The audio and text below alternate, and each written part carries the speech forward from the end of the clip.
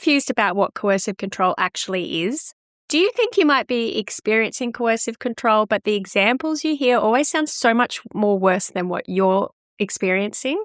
And are you worried that you're just overreacting? Or you're constantly walking on eggshells, but then second guessing whether you should have a right to feel that way at all? Well, if that's you, today's episode is going to be perfect for you. Because we asked you to send in questions about coercive control. And oh my goodness, did you send in some questions? And we're going to be answering them for you. We thought it'd be one episode, but we have to turn it into a 6-part series. And this first one is going to be answering the question that almost nearly every single message came back at the end saying, is this really coercive control? So if that's you, you don't want to miss the rest. So make sure you hit subscribe and you're subscribed to us on YouTube, Spotify or Apple, or that you've joined up to our email newsletter if it's safe, because you don't want to miss the rest of these episodes. Now, to help us answer these questions, we have our very special guest with us today, Krasi Kirova. She is a clinical psychologist who helps people break free from worn-out, familiar patterns to live life on their own terms. Drawing on both her personal experience and her own first-hand family experience, she has a deep interest in supporting those who go through domestic violence, coercive control, and emotional abuse. Krasi, welcome. We're so glad you're here. Hi, Laura. Hi, Lynn. I so much love it every time I come on here. We love it when you're here. So, and of course, my amazing mum, family law specialist with over 35 years experience. She's also going to be drawing on her own experience through law and also her personal experiences. Now, there's a thread that ran through nearly every single question you sent us, and there was a lot. And like I said, if you're on the email list, you would have had an opportunity to send us your questions. So please don't miss that. If you can sign up, it's not too late. You just go to thedivorcecourse.com.au. But underneath almost every question was the same kind of line. Is it me? Are they controlling or am I just needy? That's really what today is going to be about. We're not going to be talking about the extreme coercive control stories you see in the news or on the headlines. We're going to be talking about the quiet, confusing, hard to name version. And like I said, the ones where you're walking on eggshells, but then you're questioning whether you should be walking on eggshells at all and whether you're meant to be feeling this way.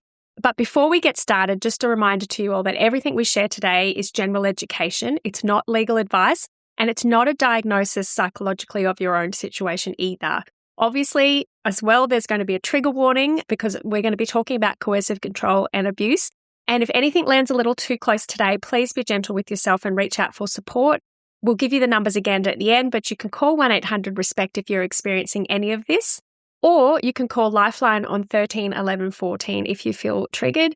And of course, if you're in immediate danger, always call 000 in Australia or the emergency number for police in your country. Right.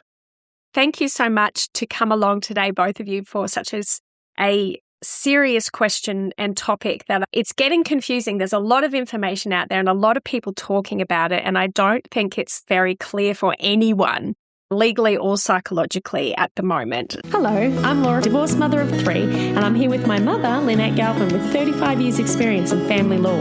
You're listening to the Divorce Course podcast. Through our candid discussions, we hope to help you through your divorce or de facto separation. We will be answering the most commonly asked questions and covering the stages and steps that you will face on your way to freedom. So let's just get into some of these questions, Krasi, and hopefully you can clear some of this stuff up for people. Because one of our first questions was from Blossom. And she said, what type of examples best illustrate coercive control? And I think that's a great question for us to start on for everybody here today. Yes, I think it's a great question and it's great to have it as the first one. And it might have a little bit of a longer answer as well, because it leads into everything else we'll be talking about. But I think one of the biggest challenges in identifying coercive control is because it is so individualized for every relationship. Clearly looks different from one relationship to the other, and it's very tailor-made to that particular environment. So that's why even just looking at checklists and a list of examples usually doesn't reassure people enough that they are seeing their own version of what they're experiencing in it. And that makes it really hard to pinpoint as the listed behaviors. So what I want to make very clear is that coercive control really is about a pattern. And a pattern can only be seen clearly enough when it's looked at its entirety, not just individual occurrences. So it's hard to say, if this is occurring, then that's definitely coercive control, or if it's not, then it isn't. But the one thing that is very common across all instances of coercive control is that the process and the function remains the same. So we can think of it in terms of the menu, and the tactics really vary. But just like in a restaurant, it's always, no matter what menu you have in a restaurant, it's always a place where you pay your money, you go and eat food that someone else prepares and serves you. The food can be so varied and the menu can be so different, but the function of the place is exactly the same. So in the same way, in an abusive relationship, it is an environment where one partner exploits, they dominate, they subjugate their other partner, and they take advantage of the other partner. There's so many myriad of ways that they can do it on a daily basis, but there are three main components that always exist in coercive control. The first one is and this is where my 3Ds come into it. The first one is the disrespect. It is that ongoing devaluation of the partner and their needs, opinions, and self-worth. Is putting them down, breaking them down, eroding their confidence all the time and making them less than the other person. The second thing that always exists is the disempowerment. It is the intentional erosion of autonomy, creating dependence in the relationship by removing choices and blocking access to resources. And the third element, which is always there as well, it's the distortion.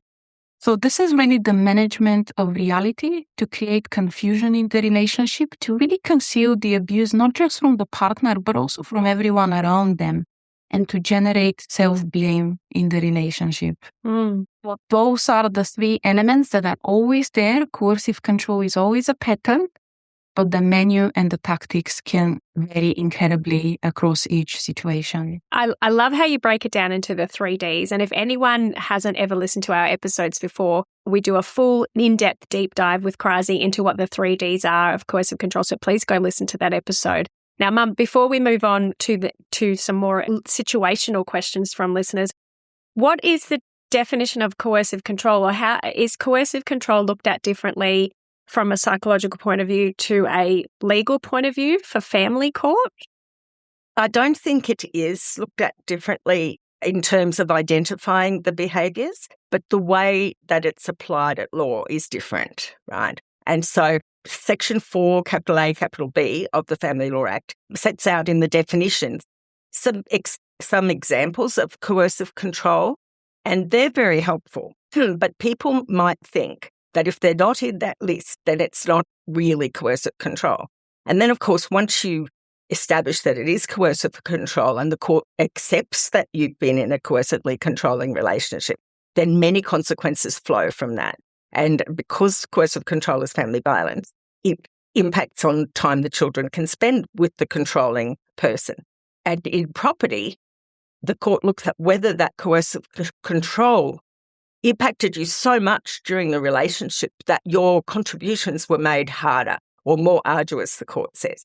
And then, of course, then they look into your current and future circumstances and see what impact the coercive control has had on you in maybe your career or any ongoing psychological injuries. So it's there, and I know it's hard for the court. It's tricky for the court, and I'm really proud that they're trying to do this. And I know all the judges are intensively trained.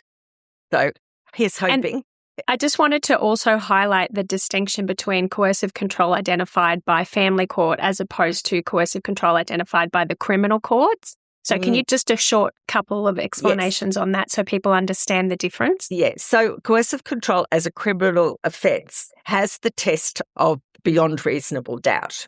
And each state coercive control legislation, if they've got it even yet, will be different. And because we're looking at potentially the perpetrator's loss of liberty or financial penalties, they have to be that careful. In the family court, not so much. They just decide on the balance of probabilities. And one of the ways the judge can identify it is because of the behaviour post-separation. which usually doesn't stop. And then you've got your written evidence. Okay. All right. Thank you for that legal information, Mark, just to clarify. All right, let's get into some more of these situational questions. So we've got obviously everyone's nicknames or pseudonyms. They're not these people's real names, but they are real questions from people who have written in. So this question, Krasi, we have is from someone who's called themselves Emily. They are not necessarily called Emily. She said, I feel like I've lost the ability to distinguish between normal, empathetic behavior and compromise versus coercive control. Therapy tells me to set boundaries, but I have completely lost sight of what is reasonable. What can I do? Yes, it really speaks to this theme where, again, it is so individualized that in this relationship, it's hard to say what's going on. One of the key things is that in relationships where there is abuse, good behaviors like compromise and compassion can really become weaponized, and they can really serve to really enable the abuse. I very often see, I'll give you an example, for agreeableness is one of those wonderful qualities. We know that for example, in a work situation, that is something that is very well looked upon. We really get along with people who are highly agreeable. But it all gets flipped in coercive control. It is these particular really good traits, really good qualities that make people very vulnerable in these relationships. And it makes it very easy to start seeing it as a weakness. Compromise, the ability to cooperate, the ability to have compassion for someone. These are wonderful interpersonal sort of traits. But in these relationships, we start questioning them because we see that they can just make things worse or they don't seem to improve the behavior on the other side. But as well about setting boundaries. And while, again, setting boundaries is often something very positive to do in relationships, when we talk about coercive control, it often becomes very ineffective or even dangerous at worst in these relationships because it can very easily be seen as attempt for resistance by the perpetrator, and it can provoke even more abuse. It not only is not going to change their behavior or limit what they're doing, but it will make the situation worse. So it's important to understand that setting boundaries will look very different in these relationships and can increase the abuse. So you're saying that there can be it weaponized when you're thinking, okay, I'm doing a healthy compromise, I'm trying to do the right thing. That can be weaponized into actually controlling you more because they know that you want to do the right thing, you want to compromise and do the right thing. Exactly. And not just that, a lot of other things become weaponized that are healthy behaviors in a normal relationship. So, for example, things like having empathy or the ability to introspect and to look for self-accountability. Those are good things to be doing in a healthy relationship. But you can see how in this, it becomes flipped around. It sort of serves the perpetrator to really justify what they're doing. Another question we got was from AJ, and she said all the examples of coercive behavior that online resources seem to list are more extreme compared to what my ex did. But I still felt like I was forced to do things I didn't want to do through behaviors such as not talking to me, walking on eggshells, making me feel guilty about hanging out with friends, making comments that he needed the money for his kids and how hard is it for him not seeing them, etc. So I guess she's trying to figure out, just the list of coercive control that you see online is quite sometimes extreme. So she's trying to figure that out. So what answer have you got for AJ? Yes, I would say that when we're trying to spot coercive control, we need to look beyond simply what is being done. And again, we need to consider what the aim is for the things that are being done. And the aim is, again, always the same. It is to overpower a partner emotionally so that they start existing in service of the abusive one. That is really at the core of it. So whether a partner consistently is resorting to threats and fear, which I think is the general idea of what coercive control looks like, but many times it is much more about using guilt or blame or using manipulations or using distortions. The outcome is that they're still shaping their partner's behavior. They're removing the autonomy and choices from that person. They're eroding their sense of self and confidence. And to top it all off, as they're doing all of this, they're squashing any resistance by distorting reality and pinning it all back onto the victimized person. So it may not look extreme, it may not look like the examples of what is being given, but the function is going to be consistently the same. And so that's what we want to be looking at. What is the function of the behavior in the relationship? And I do want to make the point that the severity of the abuse is by no means the best indicator or the only indicator of the harm that the abuse is causing to the other person. Even though you might not see the example of what you're experiencing, that's because there's so many possible combinations of patterns of behavior and everybody's relationships are different. And Laura, I think the examples always tend to be on the more extreme side of it. But again, we can think of coercive control existing on a continuum. And at the lower end, it's not necessarily going to look like what it looks at the higher end of that continuum. But again, the underlying function is the same. The dynamic that's being created in the relationship is the same. And over time, the accumulated impact and harm, it's going to be very similar. Okay. All right. Let's talk about grey area tactics. And we had a lot of, is this it? Is this coercive control? So Anonymous, I wanted to be called Anonymous, asked, is using anger such as yelling to get a person to do what you want coercive control? So the very short answer is yes, of course. It can be such an effective intimidation strategy, using anger and intimidation where you never lay a finger on the other person, but you yell, you show them how much power you have, you're breaking things, you're punching walls, you're slamming doors, all of it, yes. Now, on the other hand, are all instances of displays of anger a sign of abuse or coercive control? Not at all. There can be so many reasons why people express anger that have nothing to do with abuse. That again, it's the context and the pattern that can give us the answers to what the function of that anger is. Is it again to shape the behavior of the other person? Or is it just a momentarily reaction for very reasonable circumstances in the moment? Right. So it can be, but it also cannot be. So what you're saying is you've got to look at, is it done deliberately to shape the way I am becoming as a... It's the consistency as well of what is being demonstrated. And very often people will think that a perpetrator has anger issues because they simply cannot control their anger. And the very simple question I would have in that situation is, do they seem to be able to control the anger in other situations? Do they have the same anger issue with their boss, with their colleagues, with their friends?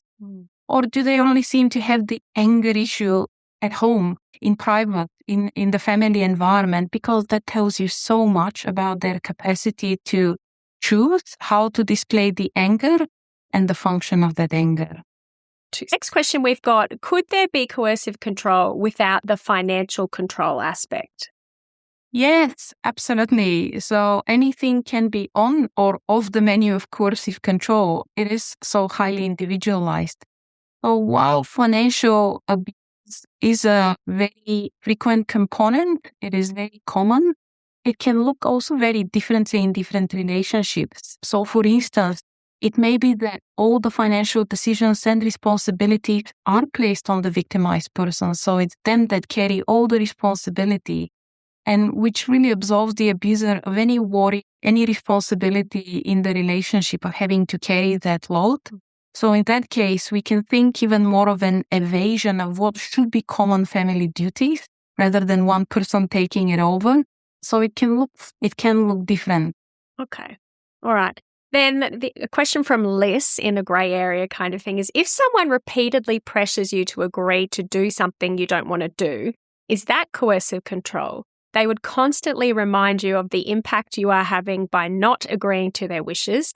As an example, they want to sell an investment property and invest in higher risk, higher return shares, and are constantly telling you how much money they could make if the money was in these shares. You finally relent after 6 months of pressure, and it eventually turns out to be a bad decision with money lost in a Ponzi scam. Oh gosh, Liz. Oh, you poor thing. So is that repeated pressure and saying, oh, look at all the money you're losing us?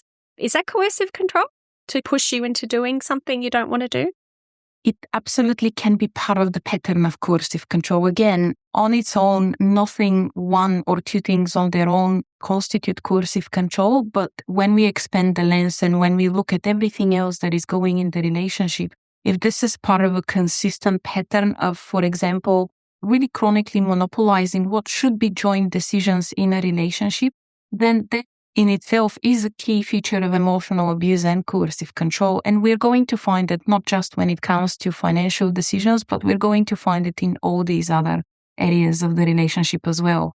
And it can be achieved in so many ways. So monopolizing decisions, taking away autonomy, doesn't just have to happen through fear and intimidation. So what Liz is describing here is also, you can do it by wearing down the partner with these repeated demands, by really guilt-inducing, making them feel like they're stopping you from having your best life, or it's your fault for not making more money in the relationship. There's all this manipulation, lying. They can misrepresent information to get what they want. So to separate, of course, anyone can make a bad financial decision, or anyone is allowed to really want something in a relationship, and that, of course, doesn't constitute abuse. The marker of coercive control is that this is a global pattern throughout the relationship.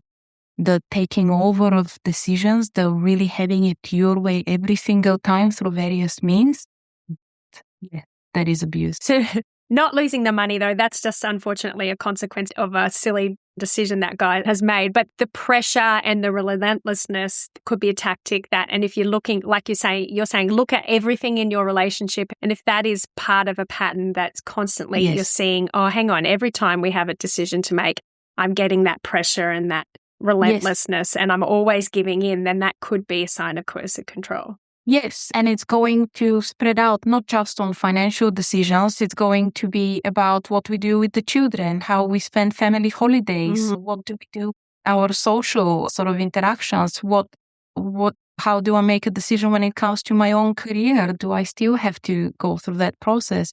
Even in terms of sexual coercion in a relationship, those repeated demands, the guilt tripping, it will play out in this area as well. So we're looking for a global pattern of the same behavior. Let's go to Josie's question.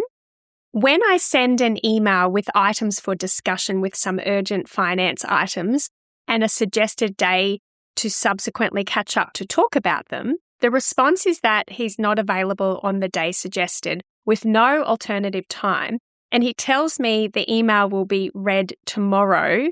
Is this controlling? Yes, it can be. It absolutely can be, particularly once again, if this type of delay and deflection is an ongoing pattern. It's not a one-off, but it's a long-standing way of responding that also exists amongst a range of other similar behaviors. Now, if this was a rare or a one-off occurrence, it can indicate a lot of things. It can indicate the other person is busy and they haven't got to it, or they're just unwilling to do it. But again, if we ask ourselves, what is the goal here? Are they trying to control the pace of the negotiation? And this is one of different tactics they're using. Are they stalling the process, or are they doing it to deplete my resources because they've already done it in all these other ways as well? Then we can see the pattern emerging and we know where to place this kind of behavior into. But again, we have to consider the context. Yeah. Okay. So that whole, I hear this a lot, especially people going through divorce with these kind of people, that stonewalling and controlling behavior where they just either just don't answer it and they originally go, oh, my ex is avoidant. And then later on they realize, wait, this is a pattern of behavior where they're constantly getting out of it so they don't have to be responsible or face consequences or get your divorce sorted. Yes, and it's also a very good example, again, of in coercive control, it's not only the things someone does that can shape their partner's behavior and that can control them, it's also the things they refuse to do. And that is much harder to spot. We can easily spot abuse when it's occurring, but it's easier when there is the absence of the good things that should be occurring. That's harder to name, but they are also incredibly effective as a strategy. And they're easy to explain away by the abuser. I forgot, I'm too busy, or they get flipped around. You're so demanding, you're so nagging, you're always making me do this. And so they make you, the person who's having to repeatedly ask them something, to look like the unreasonable one. Okay. And I guess that's one that's really hard to spot initially because, it doesn't look like the bad guy. They're just being reasonable and spring. I'll talk about it later. But Yes. if you look at the whole pattern of it and they're just constantly pushing it away and they're constantly stonewalling, even though to everybody else they might just look like a practically reasonable person. They're not yelling, they're not abusing, they're not banging on doors, but that can also be a tactic. Yes, so that chronic evasion of what they should be doing can be a tactic. And I think it comes up as well very often in parenting as well. Them not doing the things that a co-parent or a reasonable co-parent should be doing and riling up the other person or getting them almost to a breaking point and then pointing the finger and turning things around onto them. That is a very common strategy also. Okay. All right, let's go to Emily's question. My ex would always call or text me when I was out for an hour to have lunch with a friend, and he'd say it couldn't wait because he needed to know the answer for business reasons. Sometimes he would call 6 times, and it was annoying, and I rarely had a chance to escape his need for me as a PA. He'd also work away with our business a lot, and when he came home, he would criticize my lack of control over the fridge leftovers or the discipline of the kids. Although I had been both working full-time and doing solo parenting full-time, it was a lot. Does any of that seem like coercive control or is it just needy? The very short answer is yes. It looks very much like a pattern of coercive control.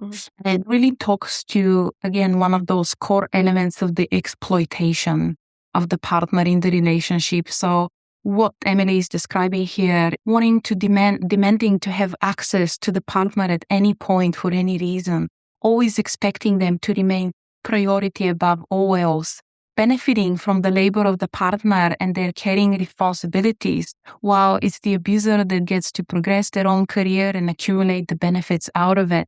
That is exploitation within the relationship, and I think that is what is being described here. And again, all of it is wrapped up. Not only is it all happening, but it's all the while you're criticizing the partner, you're not showing any gratitude, any appreciation for what they're contributing and what they're doing, and you keep demanding more and more. It never feels enough. And all of it becomes framed as a normal situation. This is how it is. And I guess, in Emily's situation, next time he went away on a work trip, instead of going, screw him, she might have gone, I better try harder this time and make sure the fridge is clean and make sure the kids are really disciplined, and all that stress that would be added to Emily thinking of those words in the back of her head the next time he comes back, So it's deliberately trying to control you, even when he's not there trying to control you. Yes, but the control is happening, and I think that also goes back to that previous question in terms of the control can happen not just through anger and intimidation, but the control can happen through enforcing consequences. So the reason why someone is not able to set healthy boundaries in this situation, because if we were to advise, you just need to set healthy boundaries, you should not be picking up the phone, you should not be doing any more than what your fair share of the work is. That's not how it works in these relationships, because there are such significant consequences should you do that. The grumpiness, the moodiness, the lack of cooperation that's going to follow, the anger, the silent treatment, all of it are going to be consequences that the victimized partner knows very well are coming. So they keep complying this over time. So how do you tell the difference between someone who's just needy or just loves you so much they want to talk to you all the time, as opposed to this could be controlling? Like, what's the line? How do you know the difference? I think in simple terms, we all know what is a reasonable amount of contact with someone. So if you're getting 20 messages a day constantly, and it's not that you're overseas and you haven't seen each other for a very long time, this is on a daily basis, or the moment you literally go out of the house, you're starting to get the calls and sort of the demands. I think everyone on a certain level knows that's probably not a reasonable level of need as well. So if it is constant, it also seems to happen in very particular times. It seems to happen when the victim kind of partner, the victimized partner, is the one going and having a life of their own, or they're having some moment of independence and autonomy. it's very clear to see that this is actually more of an attempt to control and to limit the movements and limit the interactions of the other person rather than I need to be talking to you right now. Yes. Especially if when you're together, they don't seem to be very interested in you. That's not when they're showing the need for contact. It's only when... Yes. Yeah. Okay. So again, what is the function? What is the purpose? If it ends up preventing that person from having a social life, if it ends up preventing them from having their personal time, ability to rest or any of it, and it's not about the need, it is about the control. Need to start doing your disclosure but have no idea where to start? Feeling overwhelmed about mediation coming up? Or just trying to deal with negotiating with a manipulative ex? Then you need to go to thedivorcecourse.com.au to go to the free resources section where you can get a mediation checklist, a disclosure checklist, a word salad, read a letter like a pro checklist, and also a before you go checklist. Get ahead of the game and be organised and ready, as this handy checklist, along with the accompanying episodes of the podcast, will be perfect for you. All you need to do is go to thedivorcecourse.com.au and go to the free resource section and download the free checklists today. All right, so ask yourself that question, guys. What is the function and what is the purpose? All right, let's get into some questions that I think sit around blame shifting and DARVO maybe, and making you the problem. So we've got Chelsea. My husband recently told me that in our 20-year plus marriage, most times he apologised just because he didn't want to fight, not because he thought it was his fault. This really hit me hard. He then went on to tell me that as I never apologised, he had no choice, and it meant he was more caring about our relationship. Could this be a form of coercive control, or is it me? I feel so confused. My heart goes out, and just hearing the confusion already, something not right is going there, because that is such a common offshoot, a common symptom of being subjected to ongoing distortion and blame shifting. What I'm seeing here is that key element of the distortion, which is the concealing and the reframing of bad or selfish behavior as reasonable, necessary, or even caring behavior. So some of the strategies that can distort are what is being described here, which is refusing to ever accept any accountability or just shifting the blame onto the other person, framing this abusive or bad behavior as reasonable and really justified, and occupying this position of rightness in the relationship. An abuser is always the right person. They always have the moral high ground. They're always the ones who are reasonable and who get to be the final arbiter of what is true or not. So we come back again to this idea of Perspecticide, which I mentioned in the past, the ability to define the truth in the relationship and to always position the abuser as the reasonable or the vulnerable one in it. And that automatically makes the victim be the selfish or crazy or harmful one in the relationship. So I'm definitely seeing signs of that in this example. Again, with the caveat, are we looking at a global pattern? Is this happening across different instances and different occurrences? So it's that confusion and making you think it's all your problem, and it's never been them and they've always been right. Like, that's crazy. Yes. Yeah. Yes. And again, if we for a moment think, but how do people do it in healthy relationships? In healthy relationships, you have the ability for introspection. You have the ability for a person to ask themselves the question, if my partner is telling me they're being harmed or being hurt, what can I do? Have I contributed? How can I make them feel better? Those are normal sort of responses to have when someone is raising something. But that just never occurs in an abusive relationship. It's always about deflection, pushing it away, projecting everything onto the other person, making it their fault, sort of absolving yourself of any responsibility and any wrongdoing, while at the same time pinning it always on the other person. Okay. All right, let's get to Montana's question. My husband was unfaithful and I found out. I have stayed and tried to get through it, but whenever I bring it up that I'm not okay, the problem seems to be me and how I'm not the same anymore, not what he did or any responsibility on his behalf. I'm ready to separate and would like to do it without blame, but whenever I try to talk, the conversation ends with me feeling guilty and like I should try harder. how can I approach to have the conversation and keep it on track? Oh, hun, I'm sorry that's happened to you. It's so hard. And again, I think when a person is determined to deflect responsibility and to deny any accountability, there's nothing you can do to force them. You cannot do it through logic or infinite discussions. It's not really a communication problem. Someone deflecting and denying responsibility is not a communication issue. It is an attitude issue. And you don't solve it through more communication. It's as simple as that. Oh, so there's nothing you can say in a sentence that's going to keep them on track. It's just they're constantly going to deflect. Absolutely. Because it's obviously his fault if he's cheated. Of course you're feeling that way. Yeah, but it's not that. We can't see eye to eye on this, or I can't get you to take accountability because we are not communicating this properly. Again, it's an attitude. It's the underlying sort of sense of entitlement, is the underlying belief that I'm always right. I get to have things my way. I don't want to be apologizing because that's admitting guilt. That is the attitude. And of course, in this kind of situation, the most important thing for people to be able to move on from cheating, which absolutely is possible in a relationship, to move on from that and to even strengthen the relationship. But the most important step is full accountability, and for the cheating partner to take ownership of what they've done so that we can communicate and we can move forward. But if that's not happening, it really leaves the other partner with very little to work with. It pretty much means me, the cheating person, it's not my job to make this better. It's not my job to figure it out. You do it. You figure it out. And so all the emotional work is going to fall on the other person. So I think what I'd be saying in this kind of situation that Montana is really describing is, if you were to accept that you will not receive neither accountability nor an apology from your partner, then how does this inform what you choose going forward?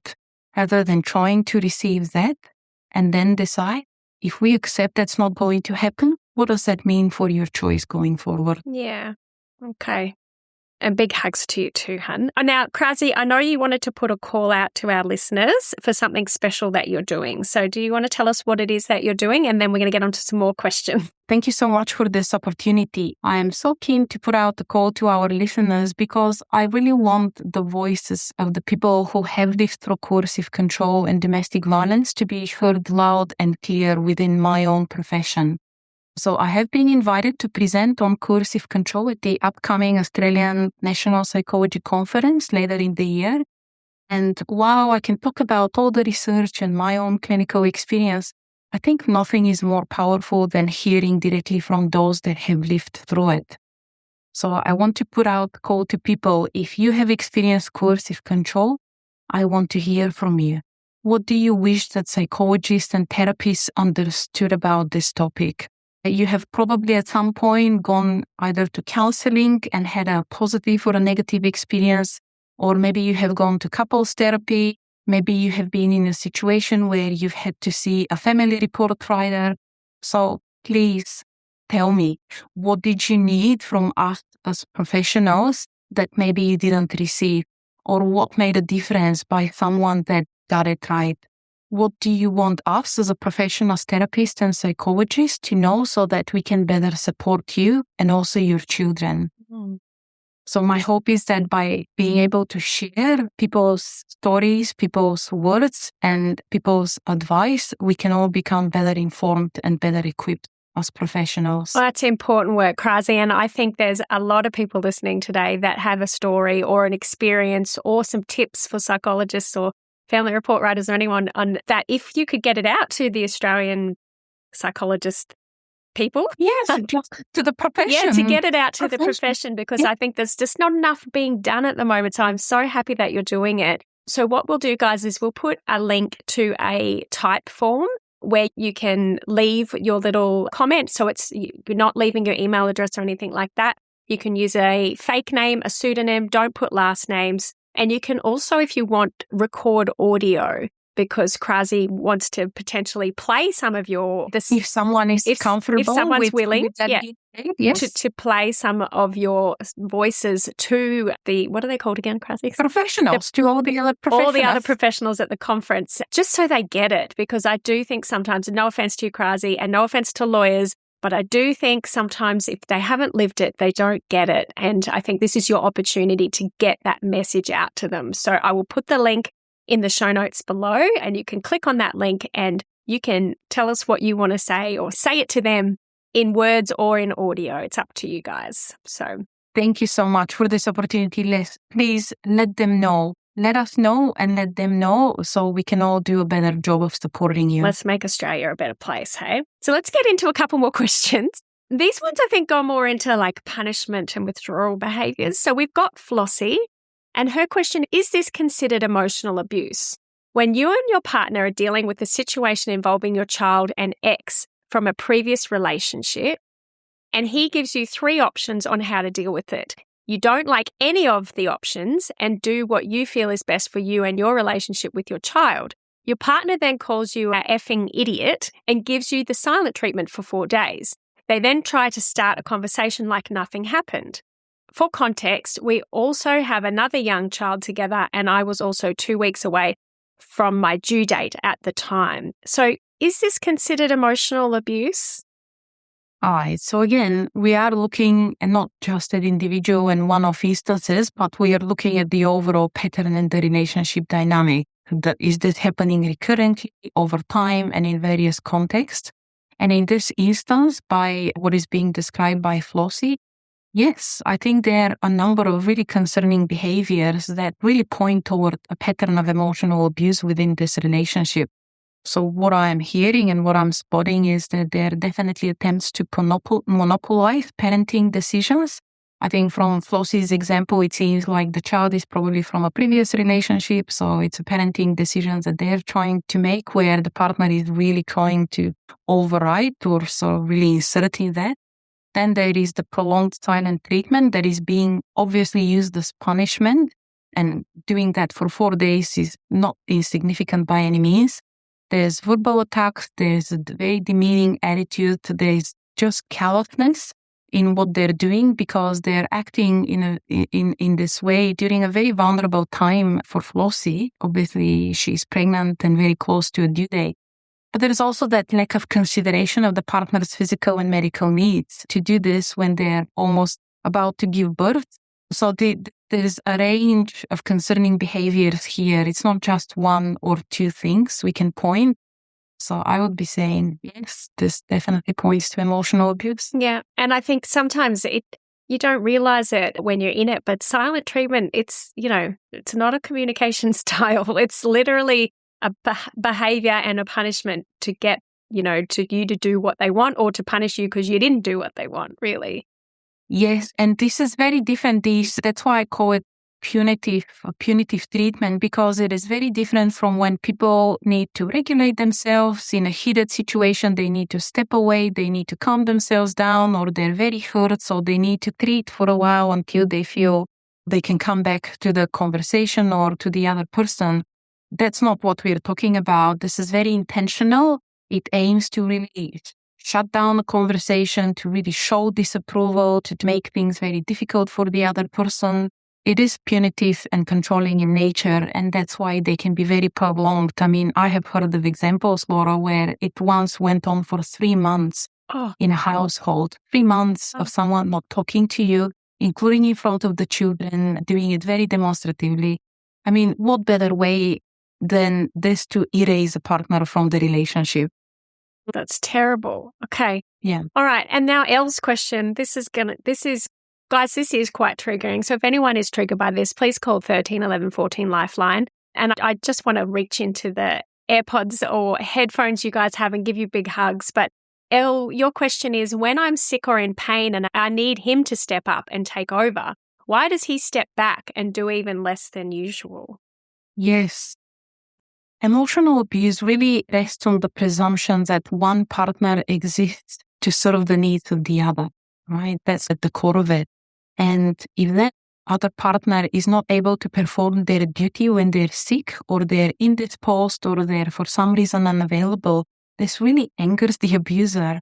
And additionally, if a partner is sick, it also implicitly or not so implicitly places an expectation or responsibility on the abusive partner that they need to step up and come into a carer role. And that is absolutely not what they want or what they like. In their mind, this is not the dynamic we need to have in this relationship. So that's why not only would you not see them step up very often in a carer role, or they might only do it in very demonstrative ways, as in for a very short time or only in the way that it suits them really.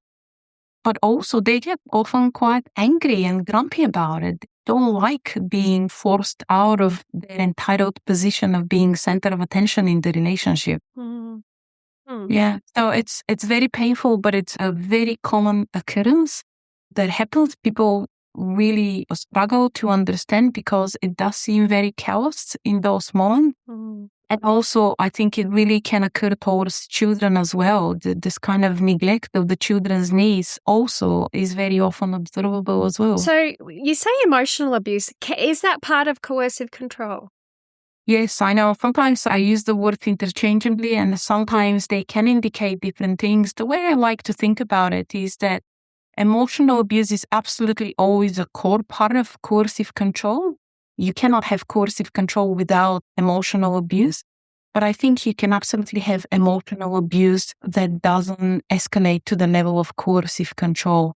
So if we think again on a continuum, emotional abuse is the start of it. And as it progresses up to this dimension, we can end up with coercive control along the way. But in the lower end, emotional abuse can seem a lot more like really selfish behavior when one person is just not really considering the other person. They're very sort of self-absorbed, but they don't necessarily take over the relationship. They're not really trying to subjugate the other person. This kind of level of domination almost is a side effect of the selfishness and the egocentricity rather than an aim on its own. Whereas coercive control is very much about trying to exploit and hijack the relationship intentionally. So Elle would need to zoom out, like we're asking everyone, from this one incident or this, and look at what other elements are happening in the relationship along with this horrible emotional abuse.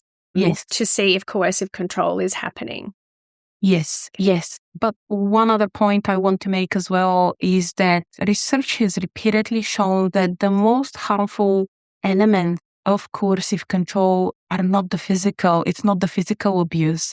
It is actually the emotional abuse that it has the most long-lasting cumulative impact, and it does the biggest damage psychologically, mentally, and even physically to a person. And a lot of people would say, I wish I was hit. I wish I had the bruises. I wish I had something to show because I wouldn't question it. I wouldn't be questioned about it. I can act on it. But it's the emotional stuff that becomes so much more invisible and yet so harmful. And you can't even see while the harm is being done very often. It's crazy. It's horror. Okay. All right. Now, we've got one more question. Actually, no, we've got a few more questions, Krasi, if that's okay. And this one is because I acknowledge we know and have male listeners, and we have, without a doubt, heard some horrible stories of coercive control and emotional abuse and financial abuse happening to men as well. So we, of course, acknowledge that as well as women. However, predominantly it does appear to be happening to women a lot more than men, but we are still also here to support you guys as well. So this question is from someone called Patrick. I apologize if my question seems long-winded, but generally it's the first time in my life I've found myself asking for help. I'm struggling to find the right words. I've been in a relationship for 24 years where I was the primary provider. I worked, I paid the bills, and made sure the food was on the table and a roof over our heads. When I look back at most of the financial control and major life decisions were made by my partner, and I often just went along with them. I'm also the product of a broken family myself, so part of what I struggle with is feeling that I should have known better. I grew up seeing the consequences of family breakdown, and yet despite that, I still seem to have repeated many of the same mistakes. That's something I'm carrying a great deal guilt about. Now that the relationship has ended, I'm trying to regain control over my finances and my own life, but I'm struggling to understand how I ended up in the position. My question is, can coercive control exist when the person being controlled is the main breadwinner? And what are the signs that someone has gradually lost their ability to make decisions for themselves? And how can they tell the difference between cooperative in a relationship and being controlled without realizing it? Yes. Oh, my heart goes out again to the situation. And the short answer to the question is yes, absolutely. You can have coercive control towards the person who is the main breadwinner.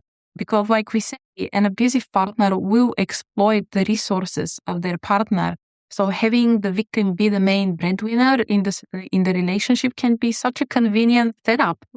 What the defining feature is not about who earns how much or all the money. It really is about how the decisions are being made about spending those money and those resources. And I think what Patrick, again, really is talking to you about here is that idea of the agreeableness, going along, being cooperative, making compromises. Again, all wonderful decisions. They make healthy relationships tick along. They smooth them out. They improve the way people sort of treat each other. But in coercive control and in abusive relationships, these things they become exploited and make people feel vulnerable and weak because of them. But this is what abuse does. It weaponizes some of our best interpersonal qualities, including kindness, compassion, patience, the capacity for giving and for loving. And I think in these relationships, these lovely qualities really end up building the victim's cage, that is building the entrapment out of these things. So I guess as my final answer, in terms of what is the difference between cooperation and showing agreeableness versus being controlled is, do you have a choice? Are you allowed to disagree? Are you allowed to say no without any swift negative consequences? Because if you're not, then we're not really, even though it might look like a choice, it's not really a choice when someone is very aware of the negative consequences. Yes, because I do hear that, and we've got a lot of female doctor listeners, and they are the main breadwinner, and they do, they make a lot of money, but somehow, they manage to end up being controlled as well. And I think for some reason, society finds it hard to believe, how could you be financially abused? How can you be coercively controlled? You're the one with all the money. But I guess if you haven't been inside a relationship like that and seen the dynamics, you don't understand how manipulative these people can be and how they really just have all of the control, even just from a look or like the threat of, I'll give you silent treatment for the next 3 weeks if you don't all of that's happening behind closed doors. Yes, absolutely. And also the distortion, the manipulative element, the guilt-inducing. I have heard quite a few stories, again, where the abused partner is the one making all the money. They're working, they're successful in their career, and it's their abuser that is refusing to work quite intentionally. They could be working, but they're refusing to work. They're really spending a lot of that money. They're demanding even more money from the partner. And they might be using all sorts of reasons why they can't work, but really they wish not to work.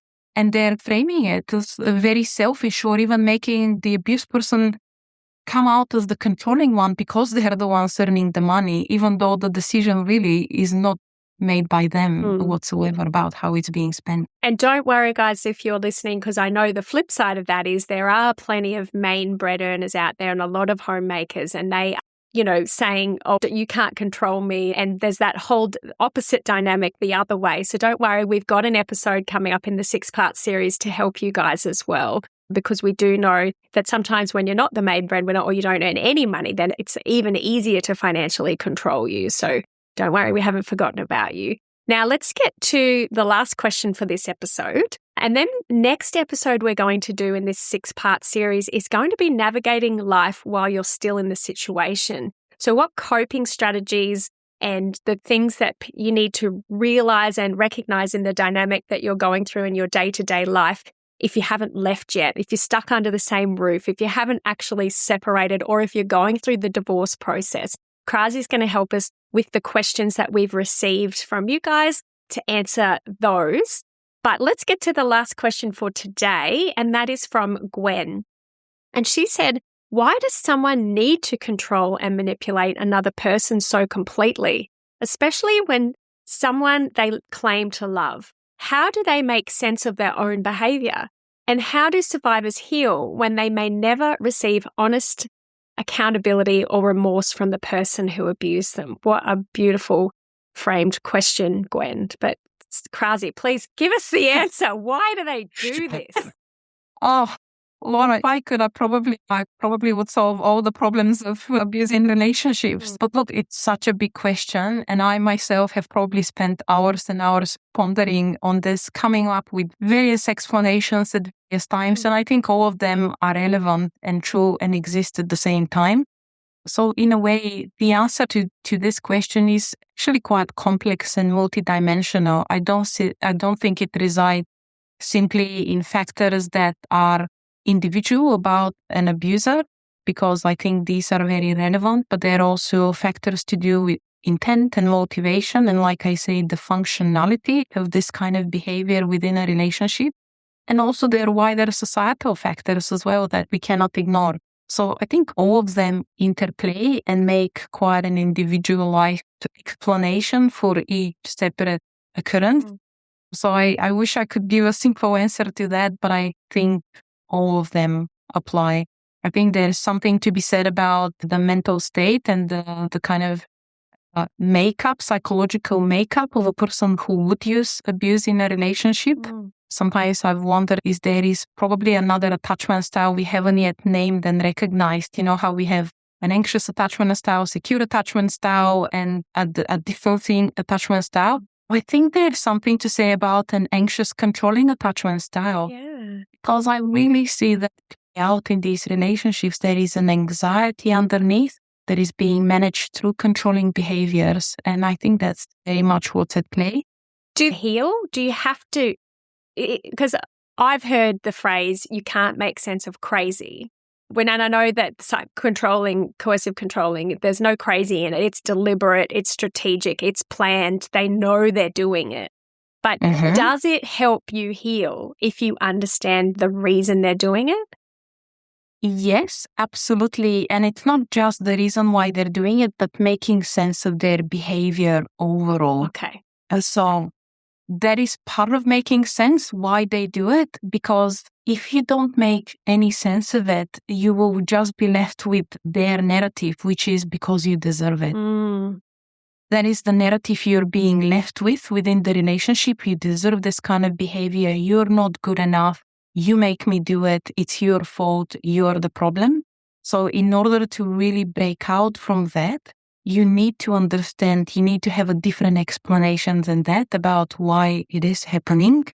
And a big part of it is to try and get into their head or try and find some other reason for it.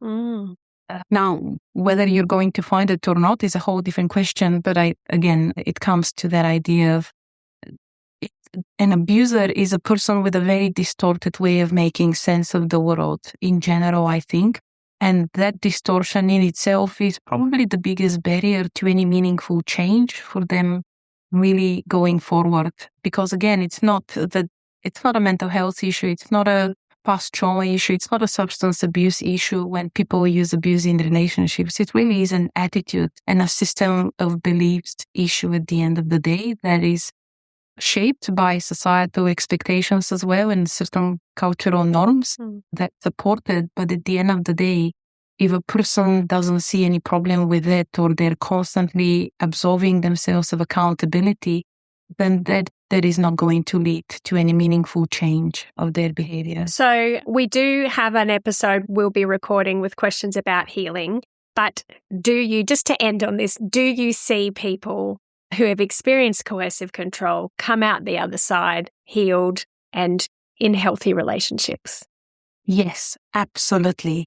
Absolutely. I see all the time people who move forward with their life, who develop wonderful relationships with their children, who can really restart everything that they have missed or sort of lost throughout these relationships, that can rebuild themselves up, that can really make something more of what happened to them.